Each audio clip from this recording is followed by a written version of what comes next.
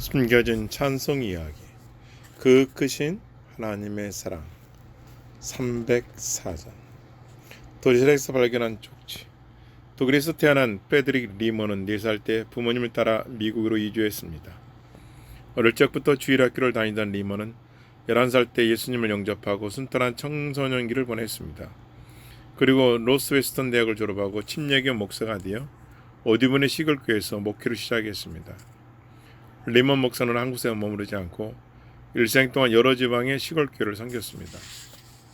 리먼 목사는 목회하는 교회마다 형편이 어려워 생활하기가 힘들었습니다. 그래서 또 다른 일을 해야만 했습니다. 그는 가구 전 목공으로 또 공장에서 닥치는 대로 일하여 생활비를 벌었습니다. 몸이 힘들 때면 목회지를 도시로 옮겨 편안하게 살고 싶은 마음이 굴뚝 같았습니다. 그러나 끝까지 작은 시골교회를 떠나지 않았습니다. 그것이 자신이 질 수 있는 십자가라고 생각하며 달게 받았습니다. 시골교회를 맡아 사역하던 어느 날, 그날도 여느 때와 다름없이 치즈 공장으로 출근했습니다.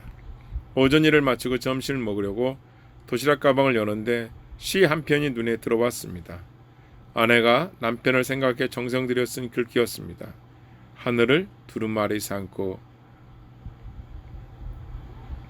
넓은 대양을 잉크로 채워도 크신 하나님의 사랑을 모두 기록할 수 없겠네. 시를 다 읽기도 전에 하늘보다 더 넓은 하나님의 사랑이 어려운 목회와 막노동에 찌들려 있던 리먼 목사를 뒤덮어 버렸습니다. 그는 눈을 감고 조용히 하나님의 사랑을 읊조렸습니다. 하나님, 그렇습니다. 바닷물을 먹물 삼아도 주님의 사랑을 다 기록할 수 없습니다. 우리를 위해 애아들을 보내신 사랑의 주님만을 찬양하겠습니다. 크신 주님의 사랑을 어찌 내 사랑과 견줄 수 있겠습니까? 사랑의 하나님, 영원하신 주님을 찬양합니다. 짧은 시가 리먼 목사의 마음에 큰 의료가 된 것입니다. 나중에 아내가 적어준 시를 자세히 살펴보니 유대 랍비가 지은 아주 오래된 시였습니다. 그 크신 하나님의 능력을 말로 다 할 수 없도다.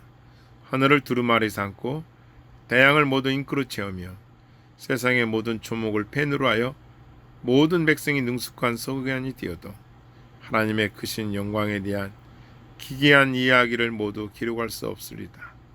지극히 높으신 그분은 옛적에 홀로 땅과 하늘을 만드셨도다. 리먼 목사는 레몬 상자에 주저앉아 몽당 연필을 집어들었습니다.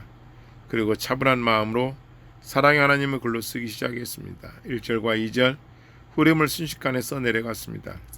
3절은 조금 전 감동받은 유대 랍비의 시를 운율에 맞춰 그대로 옮겨 적었습니다.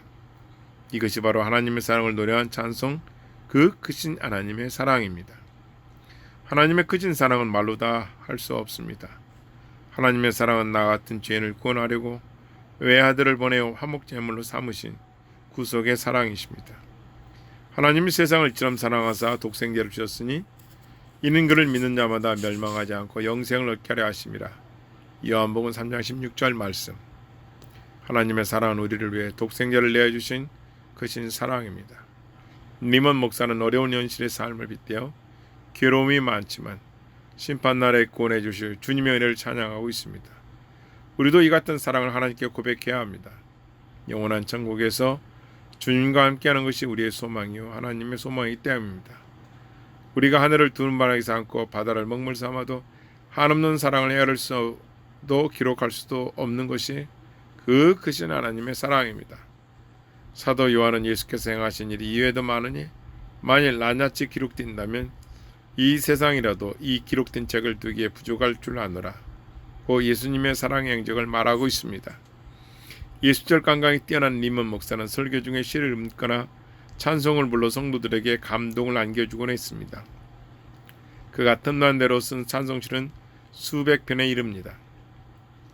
이것은 나중에 5권의 책으로 출판되었습니다. 43살 때 캔자스로 옮겨간 그런 나사렛 출판사를 설립하여 한때 기독교 서적을 출판을 했습니다. 하지만 리먼 목사는 작은 교회 목회에 여생을 바쳤습니다.